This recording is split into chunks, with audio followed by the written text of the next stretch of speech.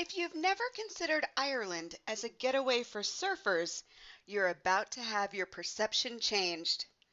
Today, it's all about surfing on the west coast of Ireland.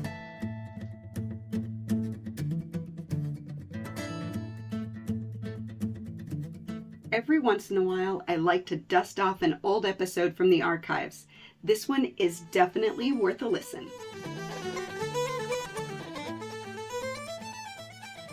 As you'll hear in just a moment, this podcast was recorded live in a cafe on the edge of the Atlantic Ocean in the village of Lahinch.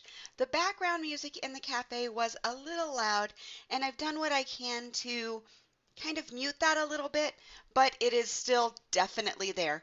So I hope that it won't distract too much from the great conversation you're about to hear with Ben Bennett of Ben's Surf Clinic in Lahinch, County Clare. If you've heard about the Cliffs of Moher walk, and that is something that you really want to experience, I want to make sure that you know about my friend Ollie, because he leads one of the most fun and informative hikes from Doolin to the Cliffs of Moher. Ollie, do you want to tell them about it? I absolutely do, Jody, and I loved your description, the Cliffs of Moher walk. I often hear the Cliffs of Moher tour, the Cliffs of Moher experience. What these people are going to be booking is a Cliffs of Moher adventure. And by God, they're going to get one, because this trail is an adventure. We do it from Doolin. It starts on near close to sea level. We hike all the way up to the top of the Cliffs of Moher by O'Brien's Tower. You'll see views of the Cliffs of Moher that less than 3% of people ever get to see. We go up. There's about 4 hills on this, okay? And in between those hills, it's reasonably flat. And every corner you turn, the views get more and more and more breathtaking. We take you along 38 different farmers' fields. We fill you with the folklore and the history that makes the Cliffs of Moher as famous as they are today, and it'll take your breath away. Our tours are available every single day from Doolin and from Galway, and we do public and private tours. So if you're interested, visit my website at olliestours.com, or even follow me on Instagram to see all our shenanigans. Woohoo! Don't forget to mention that you heard about Ollie's Tours on the Traveling in Ireland podcast. For booking and more information, visit IrelandFamilyVacations.com/Ollie, OLLIE. Hi everyone, and thank you so much for joining me again here on the Traveling in Ireland podcast. Today I'm really excited. I'm actually sitting across from the person I am interviewing instead of doing this over the phone. I am in Lahinch in County Clare, and I'm speaking with Ben of Ben's Surf Clinic on the promenade, right? That's right, yep. And so we're actually overlooking the ocean right now, and it's January, and there are people out surfing. So, well, we're quite lucky today because it's quite a nice bright day. So for January here, it's relatively warm, and often our best surf is in the winter, even though it's kind of perceived to be cold. So yeah, there's a few guys out. It's not the best today. The last few days have been lovely, and looks like tomorrow's going to be a really busy day. Lots of surf tomorrow. So yes, we're kind of seen as being crazy to be out in the water, but we enjoy it, and yeah, once you got the gear on, it works quite well.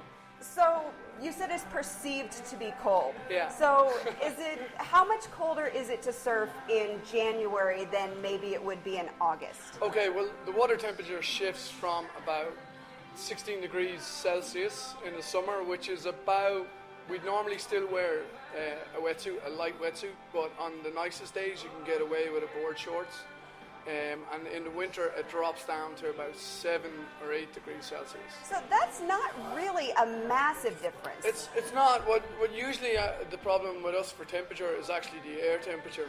So we get quite a lot of winds, so it's the wind chill factor that can make it feel colder. So often, it's funny, sometimes you'll be walking the promenade with your surfboard coming in, and people are going, oh, it must be freezing. And it's actually colder on the promenade because you're in the wind. Once you're in the water, in your gear, you know, and paddling hard against waves, it relatively it isn't that cold. Now, it isn't Hawaii, obviously. So I'm not trying to tell you something that it is. It's definitely cold water, but you can manage it quite well. Now, I want to back up a little bit and Sure, do a little bit more of an introduction. So, Ben is actually Ben Bennett, and you own Ben's Surf Clinic, and right. this has been here for 10 years. Yeah, we're actually coming up to 14 years this year. Oh, is it? Wow. Yeah, so it's been You quite should a while. update the website. Yes, I should. I've got to get around to everything. But I've been lucky enough, I've been teaching surfing for nearly 25 years now. And I set up my own school here in Lahinch. I just found Lahinch is such a great beach for learning on as well. You've got a bit of everything. You've got great learner waves, but you've got quite advanced waves as well. So it was a nice mix. So that's why I came down here, and we were the first school, we were the first hardboard surf school in Ireland. So up till then it was very basic lessons and stuff, and I just felt like there's more to this. People need to have more. So that's why I kind of set up on my own. Now, when people think of Ireland, surfing doesn't come straight to mind. It's well, like you said, it's not Hawaii. Yeah. It's not a warm climate. It's not someplace that people really think of that kind of water sport.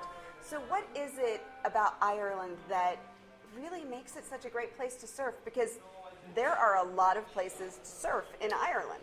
There is. I suppose the three things that make it is, first of all, it's the location. So because we're on the edge of Europe, we are the first thing that the Atlantic Ocean hits. So every storm that's in the Atlantic Ocean hits Ireland first. So we get the biggest waves consistently throughout the year. That's the first thing. The second thing then is that because of that wild storm, the coastline is quite jagged and it's quite diverse. So you can have one area where the bay is facing west, for example, and you go 2 miles up the road and you have a bay that's facing south. So you can pick a lot of different options. For surfers, you're always looking for the swell and wind directions to suit you. So because the coastline is so jagged, you can move 15 miles, 20 miles, and you get the right conditions, which is fantastic. And then the last thing is we've got a good mix of sandy beaches and rock. So therefore, you get your beginners tend to go to sandy beaches, obviously, and then we have a lot of rock and reefs as well, which is for the more advanced surfer. So it kind of suits all conditions. The one thing, like everything in Ireland, you have to be a little bit patient. You have to look around a little bit, look for the right location, get a little bit of inside information. But it's a fantastic place to surf. When you talk about people who really know surfing and are into surfing and follow surfing, while Ireland may not be known as a surf destination for the majority of people, real surfers know about a couple of waves that only they pop up once in a while? Yeah, well, what's happened is definitely in the last, so when I travelled 15 years ago, people would say, oh, you're from Ireland, you surf. Oh, that's amazing, I've never heard of surf in Ireland. And now when you travel or when you meet people, it's like, oh yeah, I've heard of Ireland, and I've heard there's a lot of big waves. And it's mainly because of three waves, two in this area and one a little bit further north in Donegal, where the waves are so big that the guys jet ski in. And one is called Aileen's, and it's called after, it's beside the Cliffs of Moher. So if you're ever up at the Cliffs of Moher, you take a little look to your right hand side and there's a big wave at the bottom of it. Now, it obviously has to be a storm for it to work, but the wave can get up to 35 to 40 foot. And it barrels over and it's huge. We've had loads of professionals come over to surf it.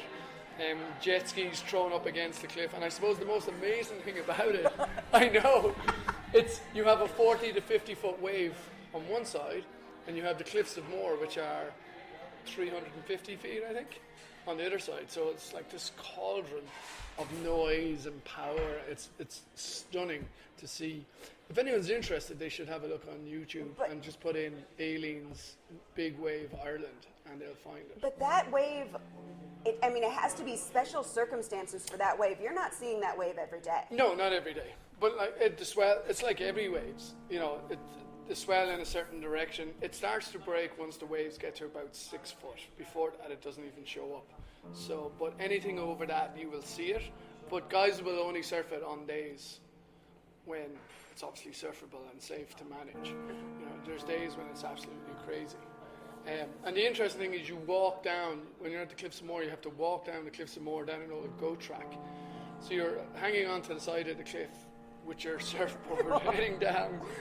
So that's one wave that's very Do famous. people hire boats to go Yeah, out they to jet it? ski. They jet ski over to it too from Doolin sometimes. Yeah, but then they're just leaving the jet ski, or do they have Well, somebody driving them out on the jet ski? They'd have a rescue guy on the jet ski. okay, So the jet skis are one to get there, and two, they're a backup.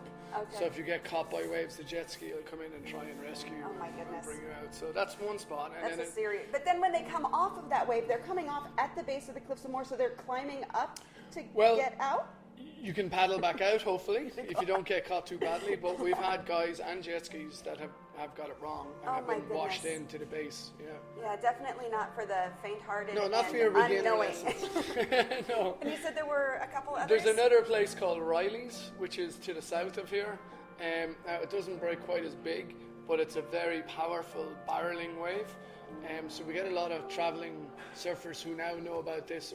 It would have got a lot of coverage in magazines and on videos and things. So if anyone's interested, they can have a look. If you look up Riley's or Aileen's surfing in Ireland, they'll be amazed at what's there. Those are some waves. There's oh some my goodness. serious waves, yeah. So the big surfers have heard of Ireland. It's just Definitely. that everybody else is just Everybody following. else thinks it's for music and rain. Well, it is, but Yeah. but it's so nice to have the other options too. Definitely. So we've talked in the past, and I've mentioned this in other podcasts, that people should really take their time in Ireland. And it sounds like surfing is one of those things that you're not going to maybe show up in Lahinch and say, I'm surfing today, the weather's bad, and then you've got to be out tomorrow. If you plan to do some surfing in Ireland, you really want to spend a few days in an area to maybe get the right conditions. Yeah, definitely. Or contact us, for example, or contact people in the area that you're going and get some information. So you good surfers will know this, but beginner surfers wouldn't. You have to look at the weather conditions, the surf conditions, and the tides. So there's three things you got to manage. So, for example, if you're coming over and you're down in Dingle for 3 days, a phone call up here and say, if you're going to come Thursday at 2 o'clock or come Friday. So you can manage your time. So you don't have to be sitting in Lahinch waiting for it. Okay. You can go and well, there's plenty to do here anyway, but you can explore around knowing that once you've been informed that this is going to be a good day for the level you're at, or this is going to be the day. And surfers would be doing that a lot anyway. You'd be watching conditions, but we're obviously here to help people get the best out of it. So we would very much be passing on that information. The amount of phone calls I get on a Friday and Saturday morning going, what's it going to be like for the weekend? What should we do? We even put up a daily forecast, and we even do a weekend video every Thursday that kind of gives you information so you can get the right time and get the right surf. Right, and I've seen, at least on your website, maybe on Twitter and Instagram, that you do a kind of a daily. We do a daily report. Here's what you can expect today if you're planning. Exactly. So every morning we'd come in, we'd put a picture up of what's in front of you, but also tell you how that's going to change over the day. So obviously because weather can change. So we'd have predicted to see, and therefore you can hopefully make the right choice and get down. But we're always here to give information. Do you know what I mean? Like anywhere I'd ever go, I'd always go and talk to a local and get the inside track. So obviously when people come here, they're going to do that from us. So you not only cater to people who know how to surf and come here specifically to surf, but you also do lessons. And you start with the very, very beginner. Yeah, absolute, never been in the water before types, all the way up. And what we try and do is, I suppose the first thing is you want to have a good experience, and we don't want to scare anybody off. So there's a lot of kind of preconceptions. The one we've discussed already is that it's cold, do you know what I mean? And that you have to be a very strong swimmer. And people have this perception that you're just going to paddle out to sea and get pushed into a massive wave to start. It doesn't work like that. You start off easy and you build it up. You learn some skills, you build your confidence. So normally you go out, first 10 minutes you're in waist depth water. You're learning to just lie on your belly, ride waves in, get that experience, feel comfortable, fall off a few times and understand how that feels. And then we start to work on getting to your feet and so on. So we get an awful lot of people who come who are nervous, they haven't done much in the sea. And it can look very dramatic and, you look out to sea, you don't look at the shore, you tend to look out at the biggest wave you can see, but you ain't going to be there to start anyway. So we start you off nice and easy. We provide obviously all the equipment, all the coaching, and myself, like I said, I've been coaching 25 years, but all my guys have been coaching a long time. Quite fussy about who I pick to work for me. I like to pick teachers. You know, there's somebody who's either a coach in other things or they're actual teachers because they can put it across better. Okay. Often I find when you go to places, you get a guy who's a surfer, but he's not really a teacher. He just wants to surf and he's putting in his time. I'm very much about getting people in who love the idea of passing on the experience and the feeling and the knowledge that they have about surfing. And that's very much what we do. So if somebody has never surfed before, what is the basic the things they really, really need to know how to do before they get on a surfboard? Put on a wetsuit. That's harder than it looks. Yeah, and put it on the right way around and not inside out, which does happen. The first thing for me is, one, obviously safety is managing your board and where to go in the water. So when you walk down to beach, to walk in the right area. But after that, I think the core foundation of all surfing is how you lie on a board and catch a wave. Now that might seem quite simple, but lots of people don't get that right. Do you know what I mean? They come to the beach, it's a busy day, people, I'll just rent a board and go out, and they'll have a go and they'll have a bit of fun. But if you're not doing that core thing right, you can't get to your feet well, you can't ride waves well. Surfing in Ireland is quite young, relatively speaking, so there's a lot of beginners and a lot of improvers. And they get stuck because they don't work on those solid foundations. So if you take it like, I often use a basketball analogy. Anybody can take a basketball and dribble it up and down a court, but if you get coached a bit, you can really dribble it up and down the court, which then allows you to shoot or lay up or whatever you're doing. But if you dribble badly, you can't do any of those other skills. And surfing's the same. You can catch a wave well, lie on your board well, the other skills come quite quickly. And is that a lot of balance then? The lying on the board even, does that have a lot Yeah, to a do with little balance bit. and how you're leaning? Yeah. Or Yeah, a little bit, but again, if you're in the right position, you know, like we take people who are very sporty and we take people who do no sport whatsoever, and it's, you know, it's very manageable. Like surfing, lying on your belly is very easy. You know, it's once you let the wave do the work for you, it's very easy, but you have to allow that to happen. So I remember we had a lady who, she was actually from the States. She came down when she was in her mid-50s. She'd never surfed before, and she came out with me for a private lesson. Said, I want to do surfing. And for an hour and a half, she lay on her belly in road waves to the right and road waves to the left, and she laughed and giggled, and she came away, and she got to her knees twice, and she came away, never stood up, was the happiest woman alive. She just said it was an amazing experience to be getting pushed around by the sea and just flowing with it, and she said it was fantastic. So you don't have to be the top surfer after one lesson, you know, you just have to have a good time and really experience the sea. I think that's so incredible and so important that you're really just there to have fun. Yeah. And whether or not you get to your feet is really secondary. Secondary, because everybody learns differently. You're going to have the person who is super fit and does skateboarding and snowboarding, and so they're going to jump up on their feet and ride. You know, and that's fine, and that's their level. And then somebody else is going to be lying on their belly and going in. You're still having the same fun and excitement. You're just at two different levels, and we understand that. And obviously, we try and encourage people to go a little bit further and go a bit and advance. But there's no pressure there. You know, you want people to have a good time. Oh, I love that philosophy. I think that's so fun. So when people do book a lesson with you, what are they getting in that lesson price? Okay, so what we do is we do a 2-hour session, and that 2 hours is in the water. So for example, if you booked and said you were coming for a 2 o'clock lesson, we would get you here at about 1:45. You get all your equipment, so you just need to bring a swimsuit with you, and then we provide the boots, the gloves, whatever you need, depending if it's summer or winter. We have full indoor changing facilities. Then we take you down to the beach by 2 o'clock, so you'd be in a small group, no more than 6 in the group, down on the beach with your equipment, have a quick safety chat, and then you're in the water.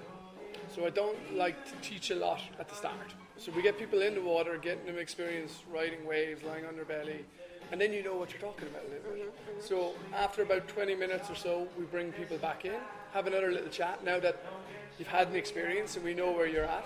And then we do a little bit more coaching about getting up, and then they're basically in the water for 2 hours. After 2 hours, you come out, get yourself a nice hot shower, which is nice because we're the only school in the area that has showers. So you get a nice hot shower, and then you're all done. Go get yourselves a nice coffee and watch the sunset. Excellent. And there's a coffee shop right next door, which is where we're sitting right exactly. now. And they have massive cookies. So they can't go wrong with Randy's. Always good there. There's so much opportunity in this area. There's so many things to do. So you could easily spend a week in the Burren area and never run out of things to do. Well, I live here and I don't run out of things. My kids are going, where are we going today? So between hill walking, rock climbing, even just exploring the Burren, and not even a high level of walking, just strolls. You've got the Cliffs of Moher, obviously, and the nice walks along the cliffs. You've got the water. There's a scuba dive centre right here in town as well. They do some amazing scuba diving. Trips out to the Aran Islands to get a little bit of Irish culture and traditional Irish language. The music in the area is fantastic. There's so much to do, and that's just on the west side of Clare. You've got the lakes and everything else on the east side of Clare for sailing and fishing. And, what else do you need? Exactly. Yeah, that's why I'm here. I'm from outside of Dublin originally, but I've moved west. I wouldn't go back. This is why I live here, because of all these opportunities. Oh, and it's such a beautiful area. So it sounds like you are primed and ready to maybe tell me 3 other places that people should add to their itinerary. This is actually one of the most popular parts of the podcast because everybody wants to know what they should see. And sometimes you get in that rut of kind of where the tour buses go. Mm-hmm. So if you could recommend 3 places to people, surfing related or not, where else would you recommend people add to their Ireland itinerary? Okay, it's going to be the west of Ireland because, as I just said, I love it over here. So I'm going to give you a surfy one. Okay. So if you're into surf, you need to explore the coastline from Sligo town to Bundoran town. So if you're experienced surfers, there's a vast range of breaks in that area. But you need to be experienced. There's only a few small beginner towns or beginner surf beaches in Ireland, which would be Lahinch, Sligo and Bundoran. But the coastline from Sligo to Bundoran is stunning. My secret beaches spot, which I was chatting to you about earlier, just outside of Clifton, you get some of the most amazing silver, golden, sanded beaches. And what I love about them is there's nobody there. You just have to drive down a little boreen, pick a beach and just drive down and you'll probably have yourself a private beach for the day, which is stunning. And then the last one, and this is mainly because I used to live there, to me this is the unknown opposite to the Ring of Kerry, and it's Leenane to Lewisburg in County Galway, County Mayo. It's on the border. It goes down through Killary Harbour, up through the Delphi Valley, across Duloch and all the way out to Lewisburg and then to Westport. That road is one of the most stunning roads in the country. It's starting to be heard about a bit, so there is some traffic on it, but nothing compared to other areas. And I think it is spectacular. It's absolutely beautiful there. And way back, I wish I knew what podcast number it is, but I will put this in the show notes. I spoke with a gentleman that runs a tour called The Lost Valley, which is just right off of the Silver Strand, which is a beautiful, beautiful beach. One way in, one way out. The road ends at the ocean, but they have a famine village and the story out there. So not only is it amazing and beautiful, but the stories of the area, if you take it slow and take your time, oh my gosh. 100%, I love it. I actually used to live on that road. I know what you're talking about. I used to live on that road. It's a stunning location. Oh my goodness, so beautiful. Yeah. And something that so many people miss. Yeah, 100%. You just got to get off the main route and have a little wander and you'll have a great experience. Oh, Ben, thank you so much. Those are great suggestions. And I love that they, you have the different experiences, your surfing experience and your beauty. And and just kind of get out and get off the road and see what you find. Give it a go. Try something new. That. Yeah. I love that. Well, thank you so much for taking the time to talk with me today. And the sun is dipping behind a cloud again, and it's all blowing through as it does in Ireland. I so appreciate your time. No problem. You're very welcome. And hopefully we'll see some of your listeners over. Yes, definitely. I hope you enjoyed this episode of the Traveling in Ireland podcast. It's always fun to dig into the lesser known activities and aspects of traveling in Ireland. As always, if you enjoyed this podcast, please do leave a 5-star review at iTunes, Stitcher, or wherever you listen to podcasts. Your reviews help people find me. Thanks again so much for listening to the Traveling in Ireland podcast. And until next time, slán go fóill.